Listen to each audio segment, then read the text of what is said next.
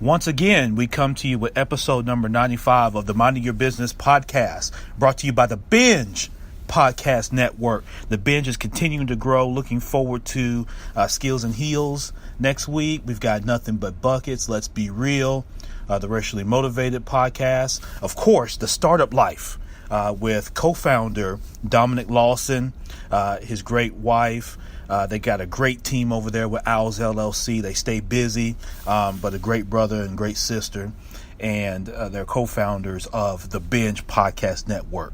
If you're interested in starting your own podcast, if you have an existing podcast, or you just want some support and just want to be a part of a community, www.onabinge.com is the move you need to make immediately. onabinge.com. Of course, Legacy Living Real Estate Partners. Buy a home, sell a home, live a legacy. I'm in the process of working on one here in Southeast Memphis, looking at additional properties to be able to purchase. And it's about providing affordable housing for people. As you know, we have challenges with affordable housing all around this country. As rents go up, it's a challenge to get approved for a mortgage. If you're self-employed, that's a challenge getting approved for a mortgage. Even when you get approved for a mortgage, you got the rate, you got the down payment, you got everything else that goes into it. And if you're not brand new or that sort of thing, there's not as many incentives available for you. So then what do you do? Well, what you do is you get with me and we customize a solution. So you need to go to LegacyLivingRealEstatePartners.com. If you're looking to purchase a home, our lease purchase program, rent to own, is really good for those that you want to buy. You're tired of renting. You don't want to rent perpetually, but you don't quite have the down payment and you're not quite mortgage ready. We'll help get you mortgage ready and get you in the home so you can go ahead and buy the home ahead of getting your mortgage. So LegacyLivingRealEstatePartners.com is that particular move. Get with us today, LegacyLivingRealEstatePartners.com. We are at episode number 95. I have a great guest and several things to discuss today. So let's do it. What we do here is go back.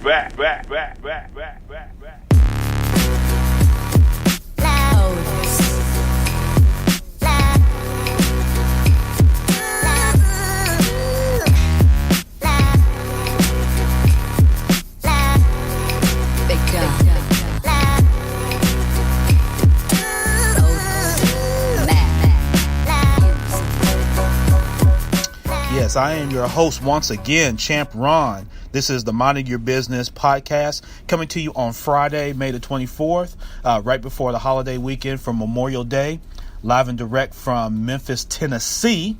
Although you're not listening to it live if you listen to the recorded podcast. But so glad you could join me. Hope you've had a phenomenal week this week. There's a ton going on in the news. Congratulations to all the graduates all around the country at whatever level, whether it's grade school, whether it's high school, whether it's college, whether it's your master's, whether it's your PhD, whether you completed a training program, whether you completed a technical program, whatever it is, it doesn't matter. You put in the dedication, you put in the work, and you are to be congratulated. And we look forward to the world that you're going to create from the investment that you've made into yourself and into the community. So we definitely appreciate you. Shout out to Robert F. Smith for anybody that was at Morehouse College, that you have your student loans taken care of. I hope to get to a point where I can do that for all of you and take care of this student loan debt, because that is a major problem here in the United States of America. Entrepreneurship, real estate, trending news, there's no business like minding your own. So let's get into it. I want to bring in today's guest, Stephen Wible with Credit Suite. Listen, Stephen is a Marine Corps veteran. He's got deep background in real estate sales, property management, flipping. He's been in print manufacturing, and he's an expert. He's one of the go-to experts in this country for obtaining business credit. Now, I've mentioned this before in YB community, that business credit is critical, and you've got to do it the right way, and you've got to connect to the experts, right? And so we bring the experts to you so you can hear directly from them. You don't have to take my word for it, because hell, I've told you all the ways that I've screwed it up, right? So And I told you the ways that I've done it right, but I did it by connecting with people like this. And he's taken time out today, the Friday before a holiday. And so MYB community, I want you to really embrace this. For those that are on Facebook Live, those that are on Spreaker Live, stand up and let's give a warm welcome for Steve Wible. Steve, are you there? I'm here, champ. How are you today? I am phenomenal. How are you? Man, I'm already excited to get back to work on Tuesday. There you go. That is the right attitude to have, Steve. I love it. And are you ready to talk to the MYB community today? I absolutely am, and I really want to thank you for inviting me on. I'm so excited to talk to all of your friends. Yep, absolutely. Well, you're getting thumbs up from our live people. They look like they're ready to go. And so let's get into it. And thank you again for your time today, Steve. I really appreciate it. It's my pleasure. Let's get into your background, because I always like to give the runway to the MYB community. So, tell us about how you developed your superpowers and how you kind of got to where you are. Well, I developed my superpowers by failing at everything. and honestly, every time I did, I got excited because I knew I was moving forward. Yes. I actually started off.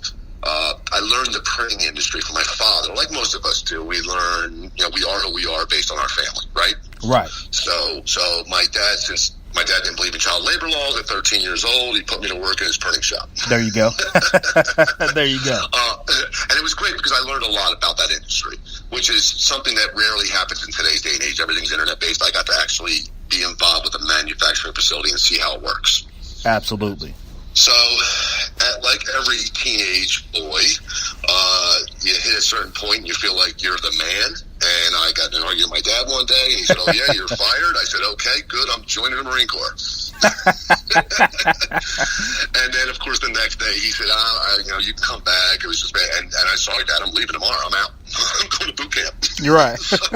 Yeah, so too late. I spent the next 4 years, doing what we do. And when I got out, I didn't know what I wanted to do. I didn't know if I wanted to go back into printing. I didn't know. I learned how to shoot. I could certainly be an assassin. and obviously that's tongue in cheek. But anyhow, I didn't know what I wanted to do. So I went home and I said to my father, "Look, can I have my job back?" He said, "No, I hired somebody to replace you. I'm not going to fire them." And he said, "That's the right thing." He did the exact right thing. And I said, "Great. Lend me some money to buy a suit. Lend me your car. Let's see what I can do. Don't pay me anything. Let me go out and sell." Right. Now, my father was doing about $500,000 a year. My first year, I did $500,000 additional in sales. Now, a 10% commission back in those days, that's $50,000 income for a 22-year-old kid. Not bad. Not bad in 1988. No, not at all. Right. So what I didn't understand, ironically, was credit. I didn't understand business credit, financing your bank. I knew nothing about that. I just knew I was good at sales. So I went ahead and put my dad out of business basically by overselling the company. We couldn't finance it. Oh. I didn't understand anything about financing, so I didn't know what he was talking about. What are you talking about? Here's $1 million in sales, produce it. So obviously I had to leave. Took my sales, became a broker, partnered up with another gentleman, and we ended up building our company up to about $25 million. Okay. Sold that, got out just in time because the internet came out and basically wiped out that industry. Wow. And what industry was that, Steve? The printing industry. Oh, printing industry. Oh, yeah. Well, of course. Yeah, because now you could do things, and I'll tell you, my son was the reason that I was able to get out. I saw him at 8 years old do things on the Mac that I was charging people $5,000 for. Right. Exactly. He was 8 years old. so I said, "Oh, we're in trouble." Anyhow, long story short, I got out, got into real estate, started buying and flipping properties, did really well. Over 300 properties flipped, over 300 rental properties. It was myself, my father, and my brother. I invited them in. Yeah. We did really well, and then you know what happened.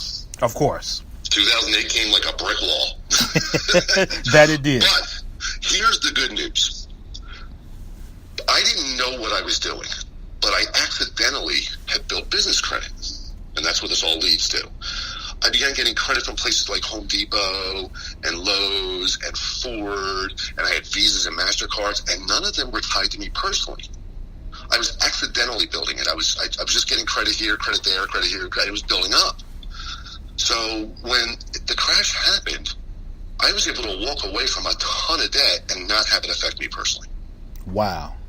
Now, don't get me wrong. My mortgages are a whole different story.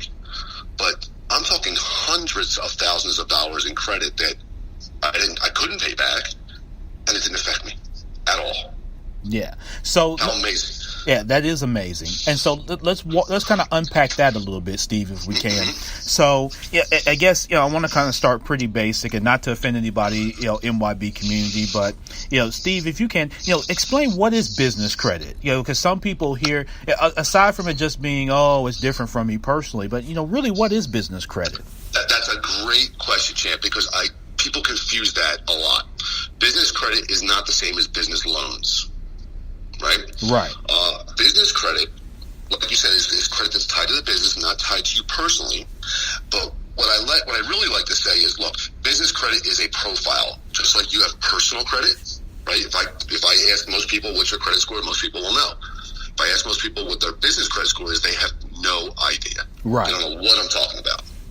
They're not even sure how to do that. They just assume that because we're trained this way, put our social on everything, right? Since you learned how to fill out an application where they put SSN on there and you automatically fill it in. So, and that's on purpose. They want us to be personally guaranteeing everything.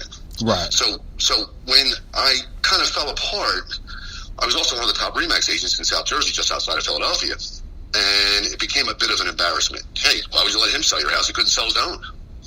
Right? Right. Yeah, exactly. So I moved to Florida, got my license, was doing okay. But once you're bitten by a snake, it's hard to look at a snake again. Right. Yeah, exactly.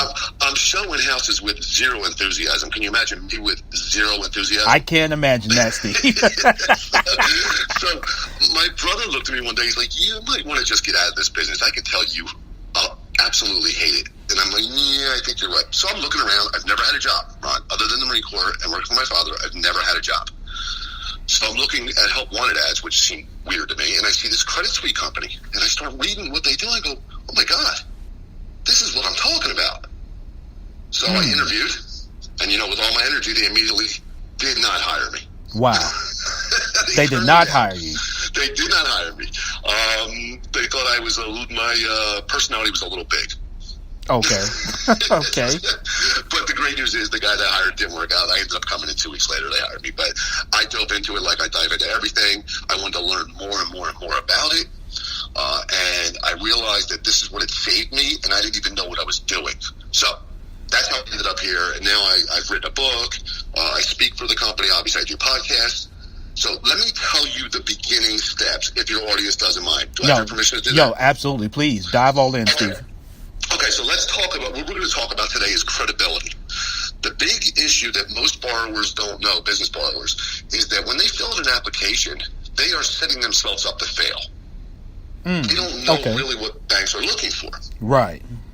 Okay, so, and they all think it's all about personal credit score, and it's about revenue, and certainly that has some impact.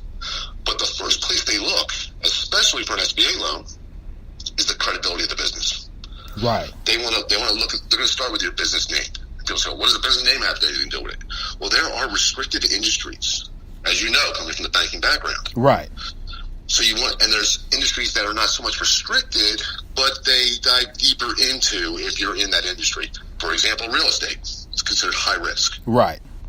So when picking a name, if you haven't chosen a name, now if you have, live with what you have. But if you haven't, I try to tell people, try and make it as vanilla as possible. Like Oak Tree Enterprises. Yeah. That means nothing, right? What do you do? You're a consultant. It doesn't matter. The point is that nobody looks at the name of the business and knows what you do, so you can't be put into a bucket. Right.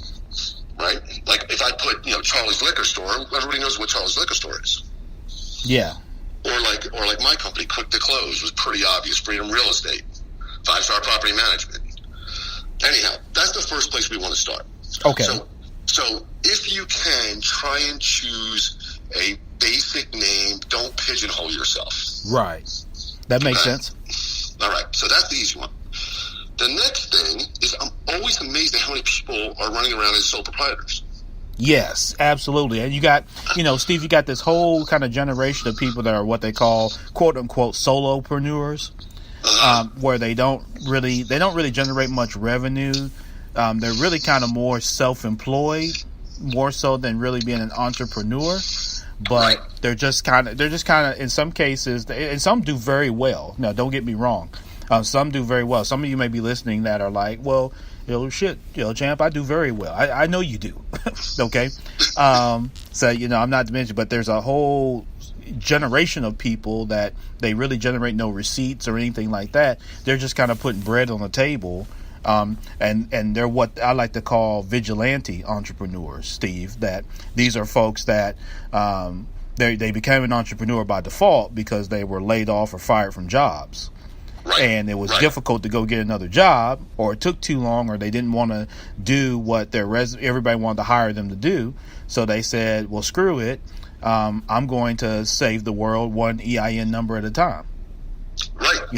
And that's what people did, Well, what I find is, one, you're exactly right, and they don't even realize the disadvantage they're at.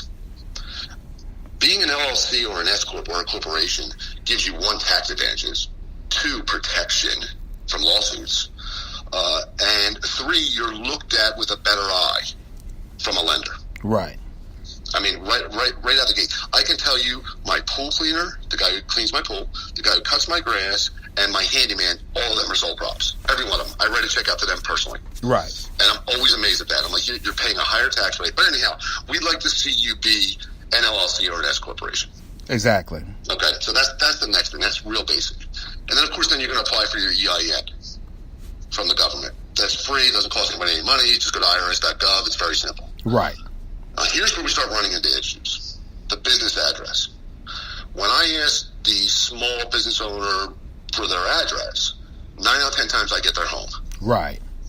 That's okay. That's like a C on a grade. You remember school, they grade you A, B, C, D, and an F. Right. Well, in business credit, there are only 3 passing grades, and everything else fails. It's going to be a commercial address, you have a building, that's your office. Right. A what's called a virtual office, and for those in your audience who aren't familiar with what that is, it's not a P.O. box, a UPS box, something like that. A virtual office is a very specific industry that was created in the 70s. And they are recognized as an actual location. If everybody wants to Google up Regus.com, R-E-G-U-S, or Alliance Virtual Offices, they're pretty much in every city in the country. Right. It's a true office. There's a receptionist, the whole deal, and you can use that address. So that would be a B. And then C would be your home. Everything else fails. P.O. box, UPS box, sharing an office with a buddy, all of that fails. Right. All of it. Of course. So that's an immediate red flag and an immediate rejection for anything you apply for. Immediate. Yeah. It's all automated. As you know, artificial intelligence, right? Right, exactly. They scan it in the 1/8 of a second, they just turn you down. Right. So that's the issue. Now, ironically, I gave you this order backwards. If I was going to start a company today, I would go for the address first. No, that's not true. I would search the Secretary of State for the name, make sure it's available. Right. Then I would grab the address, register the business at that address with the Secretary of State, then go to the IRS and get my EIN number. Now, Steve, let me ask you, because some people would say, and particularly we talk about a lot of solopreneurs, and in today's environment, a lot of people may not have the budget for like office space or a particular office location, even if it is virtual. So some people are just working out of the home because they just don't have the budget. So does that kind of blow them out of the water? Or? No. That's like I said. If you picture a marking, a report card, you have A, B, and C. C is still passing. That's fine. At some point, they're going to want to move on from that when the revenue increases, because they'll find that the credit they receive will be lower working out of a home as opposed to a commercial building. Gotcha. So where you might get approved for $5,000 from home, it could be $25,000 with a commercial address. Yep, exactly. Okay. Gotcha. So now we've got the address dealt with. This is where everybody falls down. The phone number. And I see it all the time. And I'm going to slow down because I really want people to pay attention to this. I'm old enough to remember having a phone on the wall with the dial. Do you remember the Right. dial? Yeah, I remember the dial. That's for you, sure.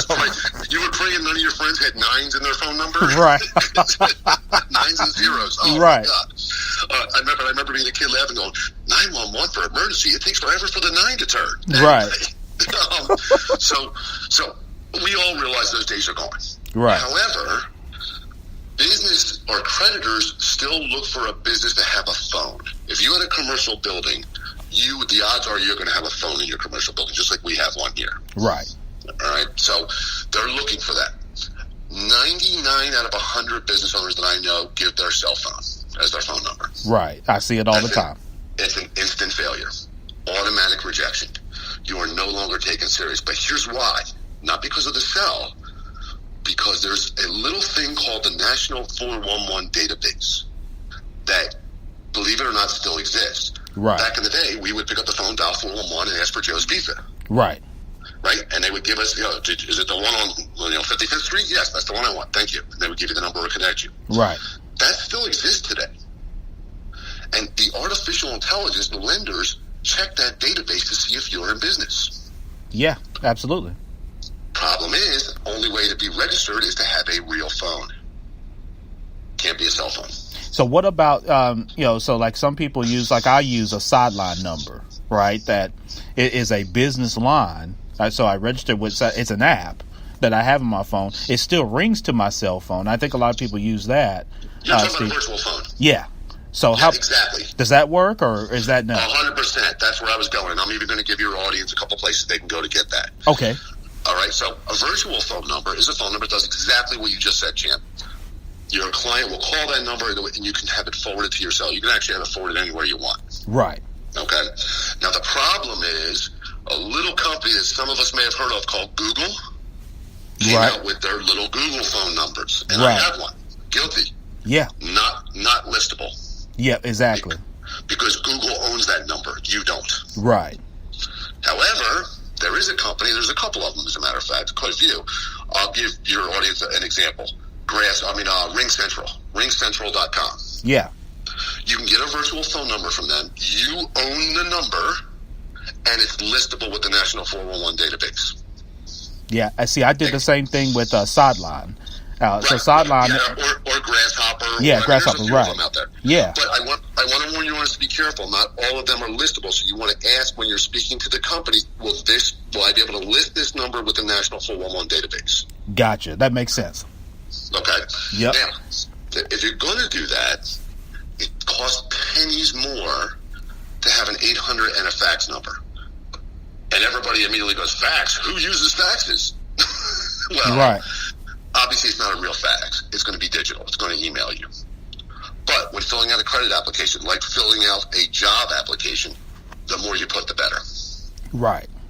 Right? You don't want to, remember when you were 17, 16, filling out your first job application, you basically was your name, your social, and your address. Right. That's all you Yeah, had. exactly. Well, I like to put it this way. When and I have some entrepreneurs who will not argue with me, but question me, and I'll say, look, if Walmart put an application in with you because they want to buy your product, and by the way, Walmart is the number one purveyor of business credit. Their entire business model is built on business credit. Yeah. And they're just a little company. Right. Yep, exactly. They built that entire company on business credit. Anyhow, they put an application in with you, and they filled it out, and it didn't have a fax number or an 800 number. Would you question it? I would. I'd be like, whoa, is this really coming from Walmart or is this fraud? Right. Right? So it only costs pennies more. If you have an opportunity, get an 800 number, get a fax number. It'll be a digital fax. Typically, the fax number will be the same number they give you for your phone, and we've all heard this. This is a fax, please press 1. Right, exactly. And then you send your fax. Okay? Yeah. So that's called a virtual phone number. Again, you have a couple you're using. We recommend Ring Central, but there's many out there. Yeah. Just make sure you ask that question. As far as listing it with the National 411 database, that takes a little effort. We here at Credit Suite do it for our clients for free. Okay. We do it for them. But anyway, moving on. So now you've got your phone number. You're listed with the National 411 database. You've got the proper business address or virtual office or even your home. You've got your EIN number. It all matches. And by the way, that's key. Everywhere you're listed, it must match. The next thing we have to talk about is your website. Of course.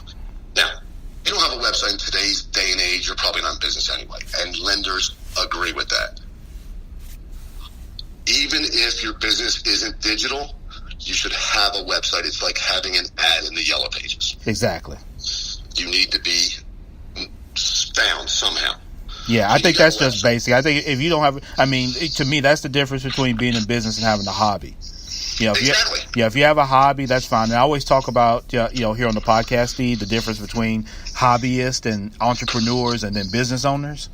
And so, I always share with people, it's not to offend, because some people get, emotional and that sort of thing. Oh, Tam, you're talking about me.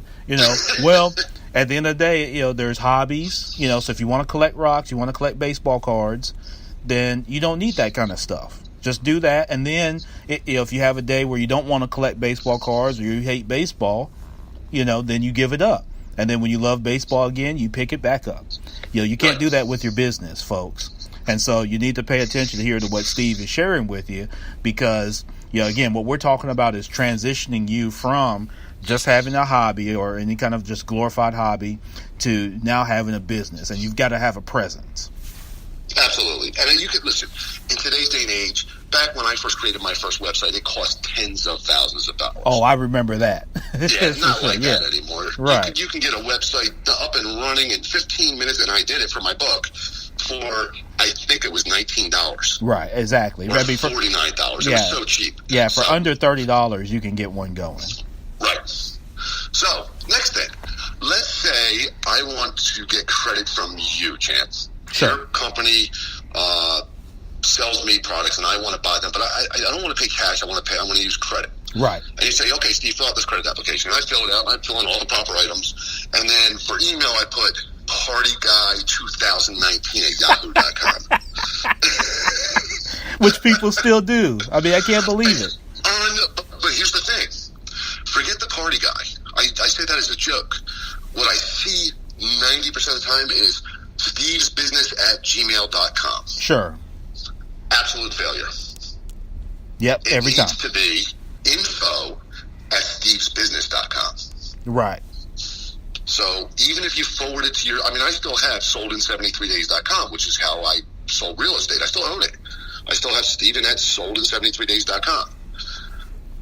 You can forward it to your Gmail. It's no big deal, but you need, when filling out a credit application, you need to have a professional email address. And I'm stopping here because I'm telling you, I love your audience, but I bet at least half of them are using Gmail, Yahoo, and God forbid AOL. Oh, well, you're being modest. I would venture to say that probably 82 to 85% of people listening to this podcast, if you were to say, send me an email, you would get, Johnny Be Good at AOL.com. You would get, Miss Piggy at, Hotmail. You would get, John Smith, 2019 at Gmail. You get, it'd be all across the gambit. You would probably only get, maybe 10 to 15% of people that may have, some level of, either John at, mybusiness.com or Jane at mybusiness.com or whatever. So, yeah. Well, I'm changing your name to Nostradamus because I didn't tell you. I already knew it was 85. I already knew it was 85% because nationally that's exactly what it is. Exactly. How you knew it? Yeah. Oh, I'm familiar with that stat, so I kind of knew that. You kind of think bell-shaped curve here, my man. It's right. So there's another one, and I know at least two of these items we've talked about already. People have already been blown out of the water. They can't even get to step one without correcting these items. Yeah. Okay? There's only two more left, and I swear we're going to go through them because I feel like we're going over time. I apologize. No, we're good. Let's keep going. Okay, good. So the next thing I'm going to talk about is bank accounts. And you already know where I'm going with this. I cannot believe how many people get checks written out to themselves.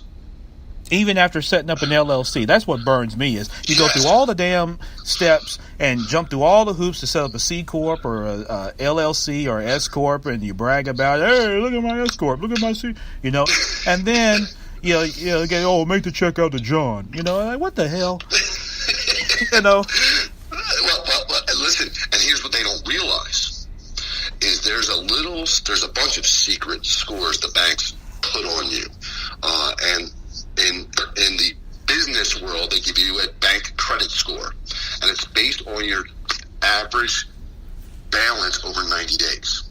So if you're putting the money in your personal account, you're actually making your business bank credit score go down. Mm-hmm. So you need to open up your business account. You need to make sure the address you use is the address that you registered with the Secretary of State. And I know a lot of people like to have things sent to their home if they're going to get something from the bank. I don't care. Have a separate mailing address for that. But your checks and your account should have the same address that you registered with the Secretary of State. Right. Okay? All has to match. It all has to be congruent. Everything. Keep in mind, we're back to artificial intelligence. It can check that in a millisecond. Exactly. A millisecond. All right? Last thing's going to be easy ones. These are licensing. Not everybody's required to have a license, but like if you're a real estate agent, I'm a corporation in Florida. Stephen Wible, PA, is a corporation. Sure. As a real estate agent. So my license, I had to use the same. Everything has to be identical. It has to match. Exactly. Okay, and if you're a trucker or whatever business you're in, your hairstylist, doesn't matter, accountant, whatever licensing you're required, or if your state requires a business license, everything has to match from soup to nuts, because all of this is public information. Exactly. All of it. So it's really easy. If you give me a business name, within 5 minutes, I know where it's at, what its phone number is, if it's legitimate, where its website is. I can find everything about that business. Right. Well, we are lending money, but the real lenders, the banks, the ones with the cash, they have systems set up to find that information instantly. Exactly. Okay, there's a credit report out there called LexisNexis, so they can even find out who the owner is, but that's another conversation for another time. Sure. So these are the things that you need to do, and I'm going to read them out loud again, just so people can remember. It's the business name, your corporate entity, and let's talk about the business name again. I see this all the time. Steve Wible, LLC. Sure. And then next time I'll see it, Steve Wible, LLC. Yeah. Next time I'll see it'll be Steve Wible, LLC. Or maybe they won't put the LLC at all. You have to make it a habit. However you register your business, however it's registered, everything is identical. Sure. Don't even change the comma, no comma. Including with the IRS. Gotcha. Okay. No, makes sense. So you got business name, got to make sure you're set up as an LLC or a corporation. You obviously have to get your EIN. You have to have a business address, virtual office, or your home address. You have to be listed with the National 401 database. And in order to get listed, you need a real business phone number and an 800 number. You want to get what's called a virtual phone number, not a Google number. Go to Ring Central or whoever. Who are you using, Chip? I use Sideline. Sideline, okay. Yeah. You want to make sure you have a professional website. You want to make sure you have a professional email address. You want to have a bank account, God forbid. You want to make sure you have licensing if it's required in your state, and all of that matches. Once you have this, you're ready. Yeah, now, excellent. You can start applying for. I'll give your audience a little bit of free information here. You're going to start applying for what's called Net 30 accounts. And for those of you who aren't familiar with what Net 30 is, it means that I buy something from Champ.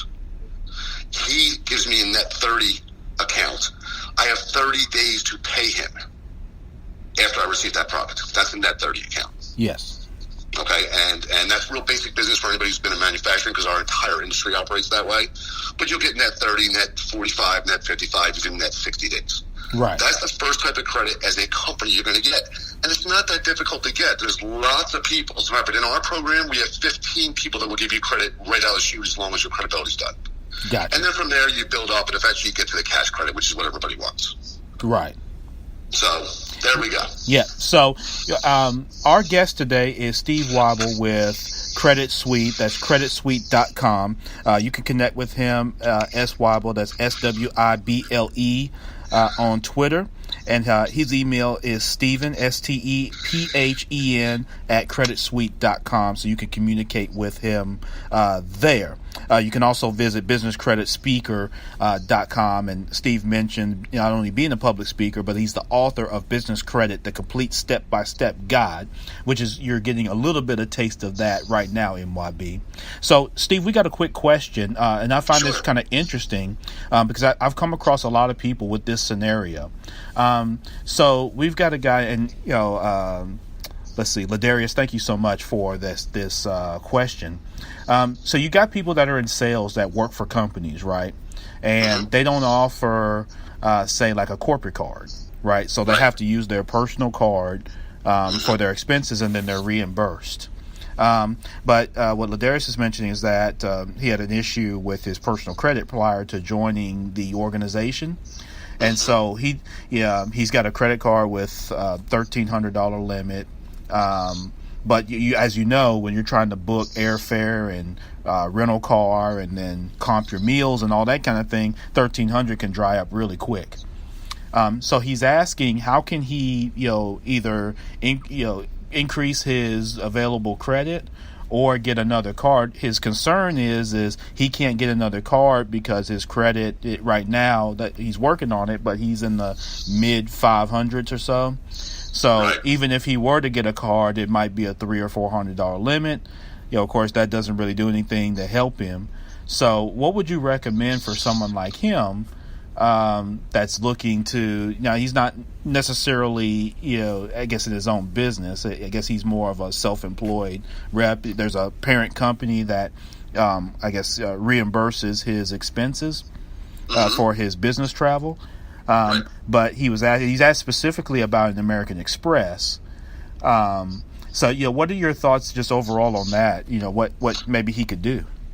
Well, I am really glad that Ladarius, you said, right? Yeah, Ladarius. I'm really glad he asked this question because this is prevalent across the United States.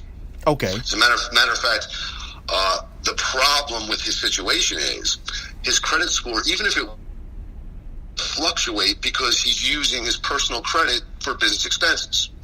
So he's maxed out at the end of the month, and then it's paid off next month, and then he's maxed out at the end of the month. So your credit scores, even if you have good credit, is going to go up and down like a roller coaster. Right. And unfortunately, when it's down is when you need it the most. Right. I see it all the time. So the only solution that he would have working for, now if he's an independent contractor, he should already be set up as an LLC. Sure. If he's not an employee but an independent contractor, he needs to set up an LLC right now. Gotcha. He should have done that anyway. His accountant should tell him to do that. Sure. Because he should be writing off his office and all the things that go with it. Gotcha. So if he sets up his LLC, he can begin building his business credit.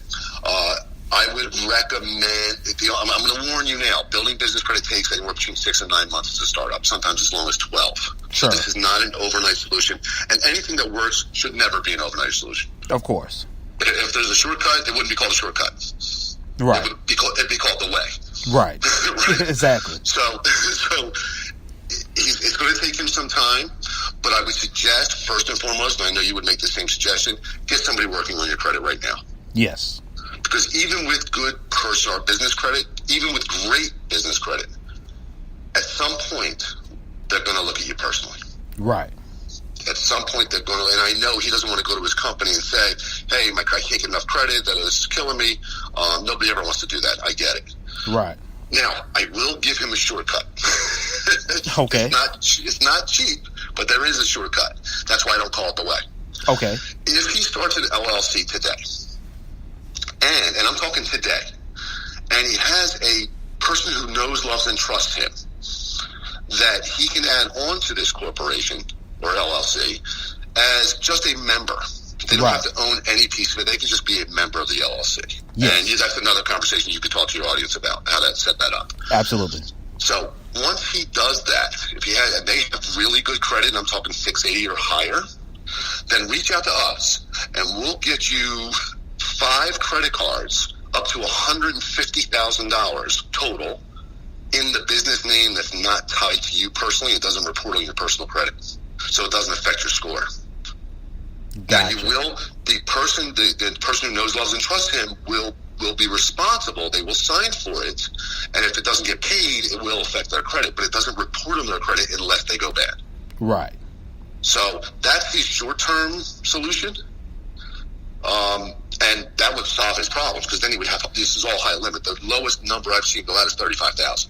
Gotcha. And he mentions Ladarius here. He said he only would need, say, like 5. He's just looking to cover so he can go on a few business trips a month and not have to screw around with, like you mentioned earlier. A lot of people are a little shy about going to the company and saying, "Hey," he stated that he was unemployed for some time prior to joining this company, and so his credit got in the tank.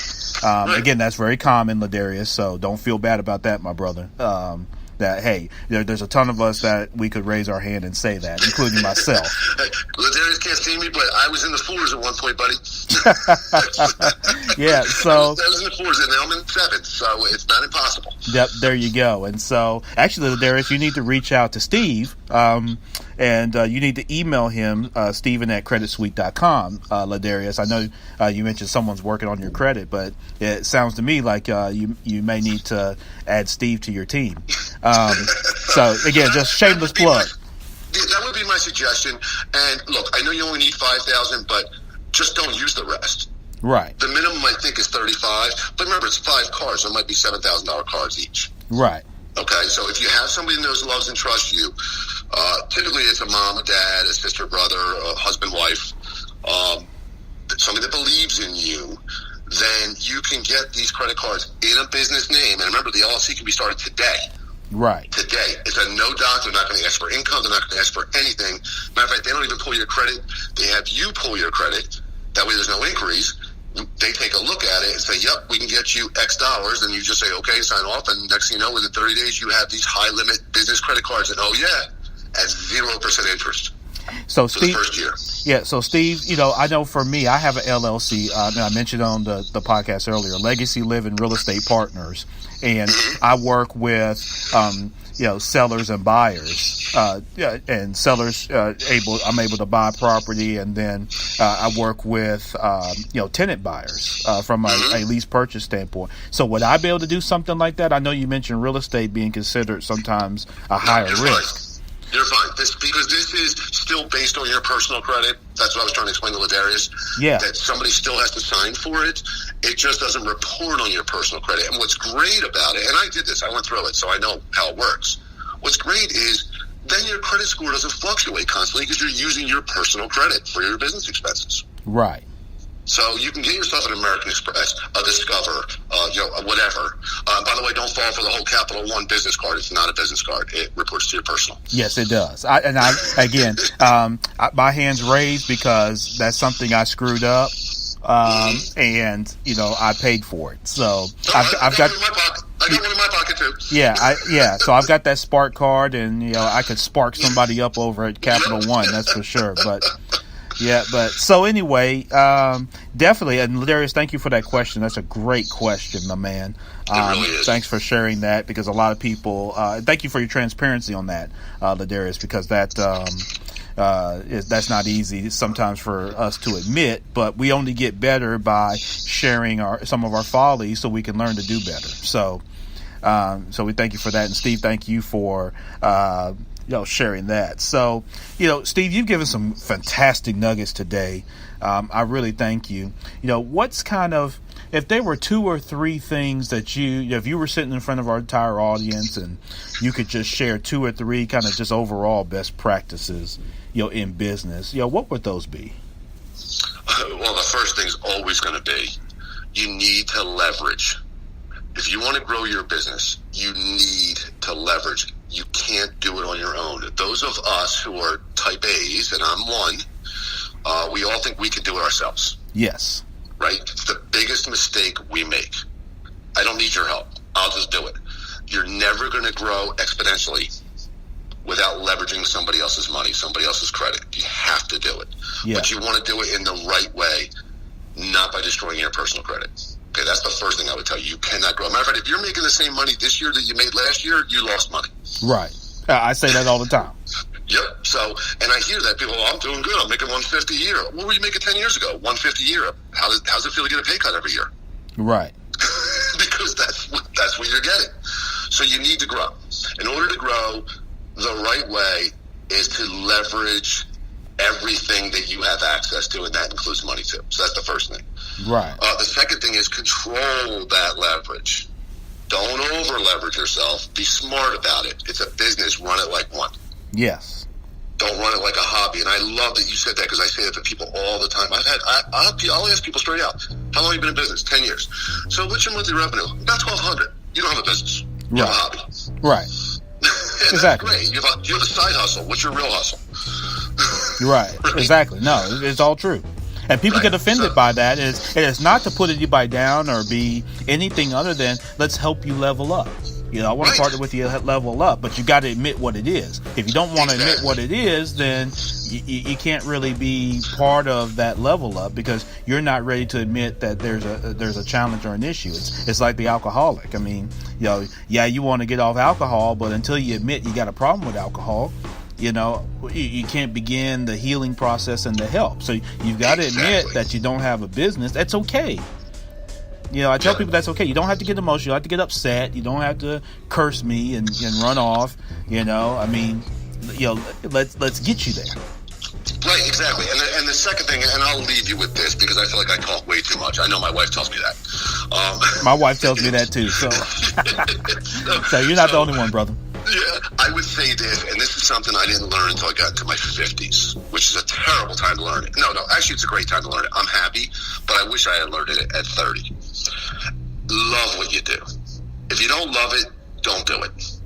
Very because true. You'll never give the full effort that you're capable of. Even though people can look at you and say, man, you're a worker. Boy, you're pushing through. If you don't love what you do, you're giving 70% effort. Yeah, no, and you'll realize that once you find something you love to do, right? Because then it feels like and this has nothing to do with business credit, but I'm doing I trade options and stocks and stuff, day trade. Yeah, and I absolutely love it. I could do it for 2 hours. It feels like 2 minutes. Yeah, and I love business credit. I love talking about it. We've been on the phone or on this podcast for an hour, and it feels like it's been 5 minutes. Yeah, exactly. Because this is what we do. You love what you do. Yeah, exactly. This is what we do. So I do it all day, every day. Weekends don't bother me. I'll be talking more about some things on Memorial Day. So that bothers me. And you heard me when I got on. I can't wait till Tuesday to start working. There you go. So anyway, that's what I'll leave you with. If you don't love what you do, and I get it, you got to feed your family. You're not going to quit doing what you're doing today, but find your love. Yeah. Once you find it, start pursuing it, even if it's as a hobby, and then build it from there.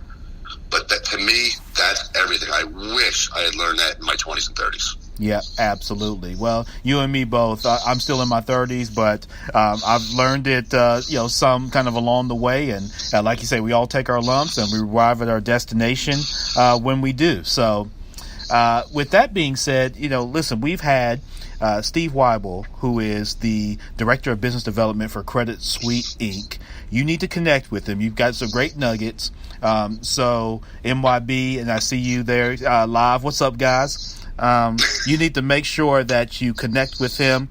Do it today. Don't wait. Send him an email, Stephen, that's STEPHEN, at creditsuite.com.